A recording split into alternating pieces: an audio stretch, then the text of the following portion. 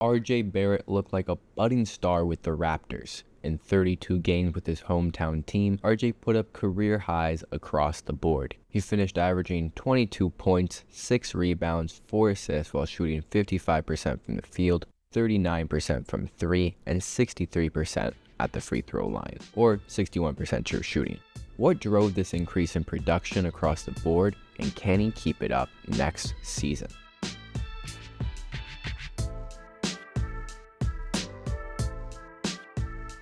The Toronto Raptors and New York Knicks play nearly polar opposite styles of play. The Raptors' offensive game plan under Coach Darko has been about quick decisions, ball movement, and pushing the pace. The Knicks under Tibbs run a much slower, ISO-heavy offense that sees the ball in Brunson or Randall's hands 80% of the time. A perfect way to highlight this really quickly by just looking at a number. Following the OG for RJ and IQ deal, the Raptors shot up to the 5th fastest pace of play, or 100 possessions per 48, while the Knicks, on the other hand, ranked dead last in pace with 94 possessions. RJ Barrett thrives in a quicker paced offensive system that loves to get out in transition or have a lot of cutting actions take place in the half court. That's the very basis of Darko's offensive system. The match between coach and player couldn't be much better, just like how Precious and Tibbs was a great match over in New York.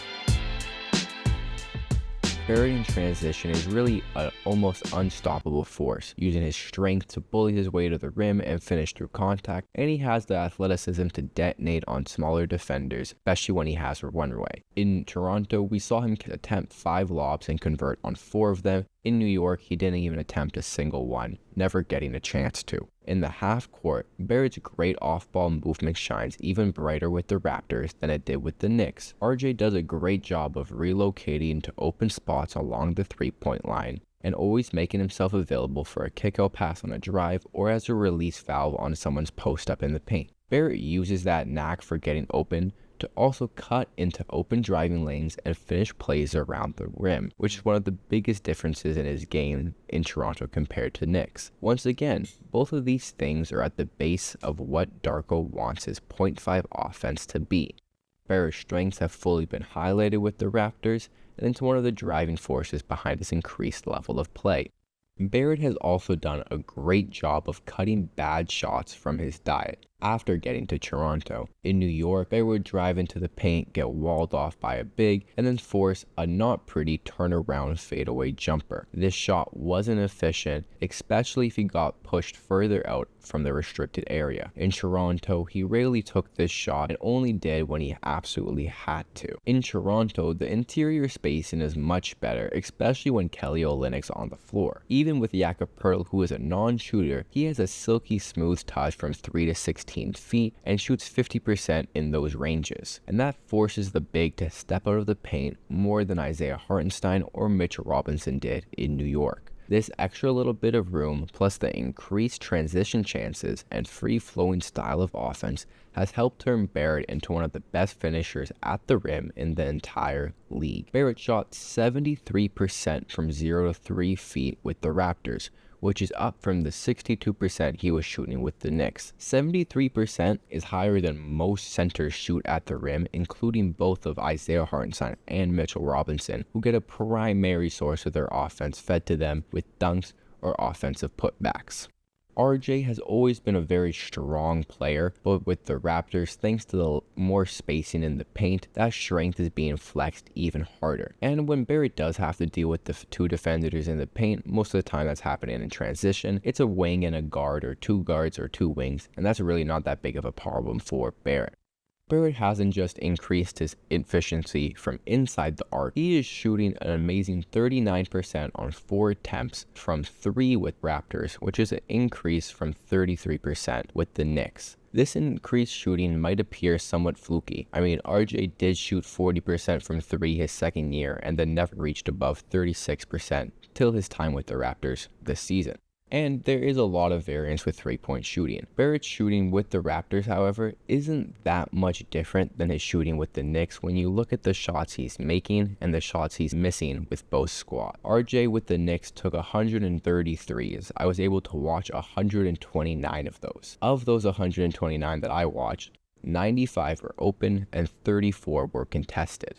Of those 95 open threes, RJ made 40 of them, or 42% of them, and a large share of them were just easy catch and shoot open threes from either the corners or the wings. Where he really struggled shooting with the Knicks was with his contested threes, where he only made 8% of them. In Toronto, he shot 120 threes. I was able to watch 119 of them. Of those, 99 were open and 20 were contested. On open shots with the Raptors, he shot 41%, or made 41 of 99 attempts. And of those 99 attempts, 97 were open catch and shoot threes, once again mostly from the corners or their wings. He did make 5 of his 20 contested threes, which I guess you could call somewhat fluky. That's just variance right there for you. The open three-point shooting is actually slightly worse with the Raptors than it was with the Knicks. I think the reason why he's shooting so much better from 3 with the Raptors though is because he's only taking open catch and shoot threes, and once again a majority of them are coming from the corners, which is the easiest shot to make. Of course, one season and 250 threes isn't the biggest sample size, but Barrett has always been a decent open three-point shooter, and this entire season he was a great one. He's going to need to keep the open three-point shot making up next year, but I wouldn't brush this aside as just some fluke. Offense is almost a living ecosystem with how synergetic everything is. RJ has improved his finishing, which makes teams respect his drives more, which means he has more space to launch from 3. Because he's making more threes, teams now close out harder, which then opens up his driving game, and it's just an endless positive feedback loop. One of the many benefits for the team's offensive ecosystem from this loop is now RJ becomes a playmaker and opens up the court for others. RJ's playmaking with the Raptors looked extremely smooth, under control, and truly impactful. Especially with the Raptors missing guys like Scottie, Emmanuel Quickley, and Jakob Poeltl, so much more attention was on RJ, and he really thrived in it. With all the attention RJ was getting on his drives, it opened up the kickout passes for him, and he was swinging those things, finding Gary Trent Jr. and IQ while he was healthy on drives and kicks very often. Barrett, in the quick time that they played together, developed a little nice bit of chemistry with both of the bigs on the Raptors. He would find Jakob Poeltl for easy dump-off passes at the rim, or he could throw it out for a catch and shoot for Kelly O spotting up from the three-point line. Barrett isn't throwing any crazy passes to like angles no one else is seeing, but he's making the right passes, and sometimes that's just as good, if not better. RJ didn't do anything in his time with the Raptors that he didn't show at one point with the Knicks. He didn't take a crazy leap as a shooter, he just started taking better shots. He didn't all of a sudden become a better finisher, he just had more room to finish and had to do less to get shots at the rim. He didn't become a much better passer, he just had the ball more and more player movement around him, which fades to his strength. RJ just got the chance to play his game and found a team that fits his game perfectly. No shade to the Knicks. Their style of play got them within one game of the conference finals and makes sense for the players they have in Randall and Jalen Brunson.